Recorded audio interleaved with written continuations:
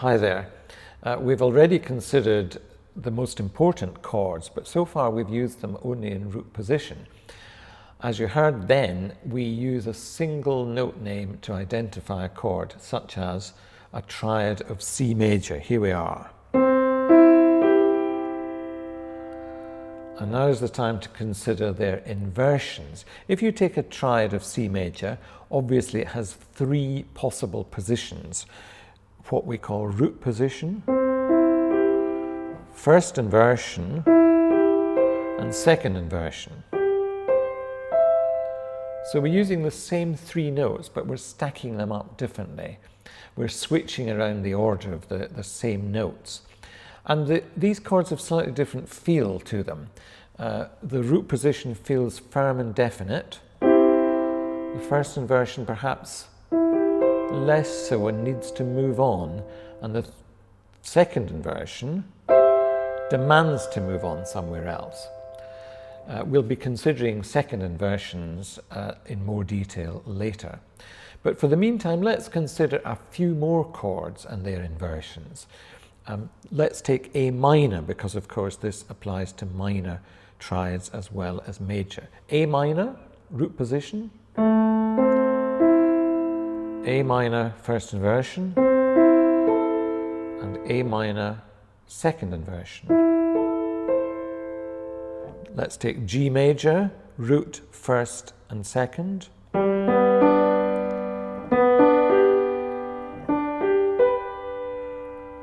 And finally C minor, root, first and second. You've also heard about some chords which have four notes, one of the main ones being the dominant seventh, which has four notes. And obviously a chord with four notes will have three inversions as well as the root position. So let's consider a dominant seventh in the key of C major. Here's C major, and its dominant seventh will sound like this in root position. And then in first inversion, second inversion, but also third inversion. Three inversions. And here's another one, key of E flat, dominant seventh in root, in first inversion, in second inversion, and in third inversion. Variety in music can be obtained by using the same chord in its various inversions, because each has its own feel. For example, the finality of a root position means that you nearly always find a root position at the end of a piece. You feel the music has come to rest.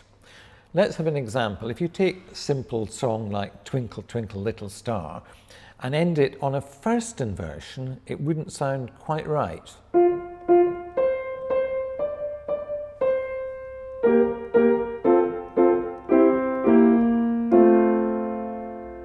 So it's the correct chord, but it's the wrong inversion. If we ended the piece on the second inversion, it would sound even more peculiar.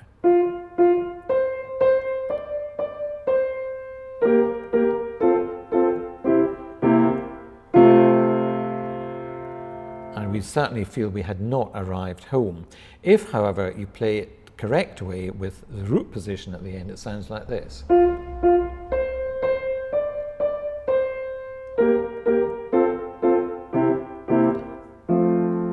With a feeling of finality.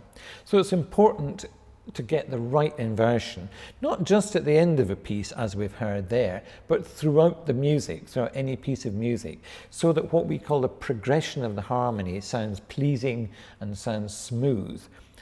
There are many progressions we could consider, but one very common one that you find again towards the end of a piece or the end of a section of a piece is what we call 1C 5-1.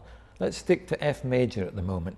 1C is the second inversion of the tonic, followed by the dominant, followed by root position of the tonic. So that's 1C, 5, 1 in F.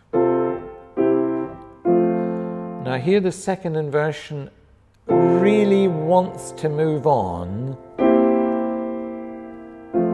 and this helps the harmony to progress strongly towards the final chord of the piece. Second inversion is a chord which has to be used very carefully. There are only really two main situations when you find it. One being the cadences just described, and the other is what we call a passing second inversion, where three chords move very smoothly with the bass in conjunct motion. So the bass line was going to move by step like this. So the middle of these three chords is a passing second inversion. I'll play it again. So the chord is, as it were, protected by the ones on either side. So that is a correct way to use the second inversion.